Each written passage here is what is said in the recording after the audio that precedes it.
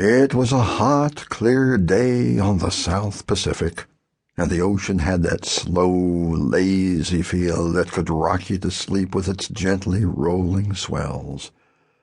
The captain of the chugging trawler was bored and playing checkers with his first mate while another crewman stayed at the ship's wheel. There wasn't much to talk about, so nobody did much talking. They had hauled in their catch and were headed for port, and that was all that mattered. Then the crewman at the wheel yelled, "Hey, Cap, there's something off the port bow."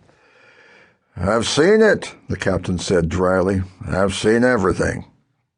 The first mate stood to look, as did other men here and there on the boat. "You haven't seen this?" said the first mate. "I'll wager I have," said the captain, getting up from the checker game. "And now I'll see it one more time, and you'll not be at any advantage for being away from our game. Mark my words, The words stopped short in the captain's mouth. Something was out there. "1 quarter ahead," he said finally. "Rudder to port. We'll heave to." The tired and rusty trawler turned lazily to the left and pushed slowly through the water, getting closer to what looked like a tangle of boards and driftwood. Through binoculars, the captain saw it clearly. There, out in the middle of absolutely nowhere, floated a very small, battered, wave-washed raft made of boards, logs, trees, rags, anything. In the middle of the raft, lashed to one bleached and bent mast, was a man. He was not moving. "Easy now," said the captain, and the engines shut down completely. A ladder was lowered over the side, and 2 crewmen clambered down. They dangled from the ladder by one hand and one leg and let the blue-green, foaming water pass slowly under them. Then, when the little raft came slowly by, one dropped onto it and caught a rope tossed by the other. The raft was quickly secured to the trawler. But the report was not good. "He's dead, Cap!" the crewman shouted, his voice tinged with disgust.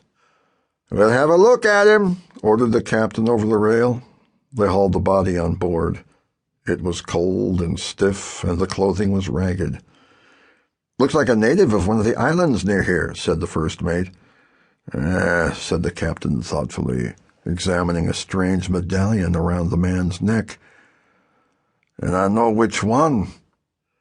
They all took a look at the heavy copper medallion.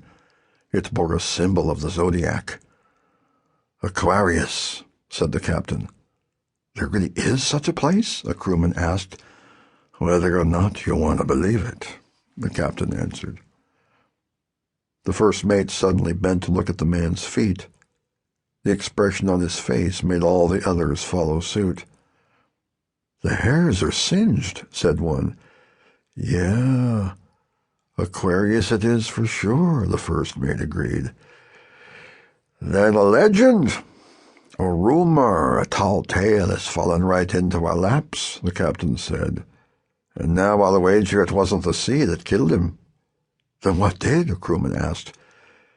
"Whether or not you want to believe it," said the captain in a low voice, his eyes glued on the dead man, "it could have been a curse, or a spirit, something dark and altogether unkind. Look, you can see it in his face." Then he ordered, "Check the pockets and check that raft. Let's see who he is." Someone found a little scrap of paper like a note in the man's shirt pocket. "Mighty washed out," said the finder. "Any name on it?" the captain asked, taking a look himself. The crewman squinted and turned the little paper this way and that. "Looks like some missionary outfit. International Missionary Alliance. Here's a name. Adam MacKenzie?" The captain had a look. "So it is. In Sacramento, it looks like." He looked at the dead man. "This is not MacKenzie, I'm sure. But we'll take him to Samoa and let the powers that be have their talk with these missionary people or this Mr. MacKenzie. That'll be the end of our part in this."